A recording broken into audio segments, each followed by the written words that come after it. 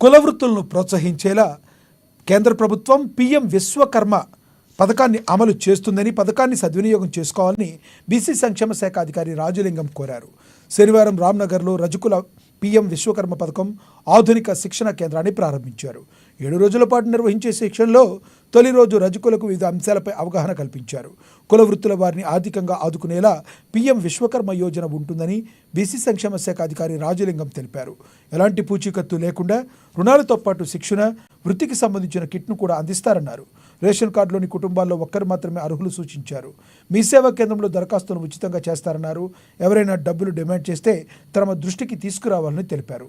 ప్రభుత్వ పథకాలను సద్వినియోగం చేసుకుంటూ ఆర్థికంగా ఎదగాలని ఆకాంక్షించారు.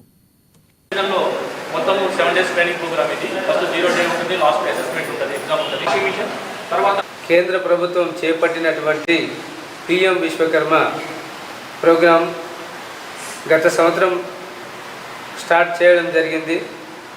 ఈ జిల్లాలో ఇంకా దరఖాస్తులు చాలా రావాల్సి ఉన్నాయని చెప్పి ప్రభుత్వం నుండి ప్రత్యేక శ్రద్ధ వహించి, వెనుకబడిన జిల్లా ఆదిలాబాద్ కాబట్టి ఇంకా అభివృద్ధి చేయుటకు ట్రైనింగ్ ప్రోగ్రాంలు కండక్ట్ చేస్తూ ఓరియంటేషన్, శిక్షణ కార్యక్రమాలను ఎంచుకుంటూ దాంట్లో భాగంగానే ప్రచారం కూడా చేయుటకు అందరి కుల సంఘాల నాయకులకు అందరికీ అవకాశం కల్పించాలని ఉద్దేశంతో మొన్న 12వ తారీఖు నాడు కూడా కలెక్టర్ సమావేశం అందరంలో కూడా ఒక మీటింగ్ కూడా ఏర్పాటు చేయడం జరిగింది. ఈ కార్యక్రమానికి ముఖ్య ఉద్దేశం ఏంటంటే, దీంట్లో వడ్డీ అనేది తక్కువ, ఒక 5% ఉంటుంది సంవత్సరానికి. దీంట్లో ఎటువంటి మనం పూచీకత్తు అవసరం లేదు.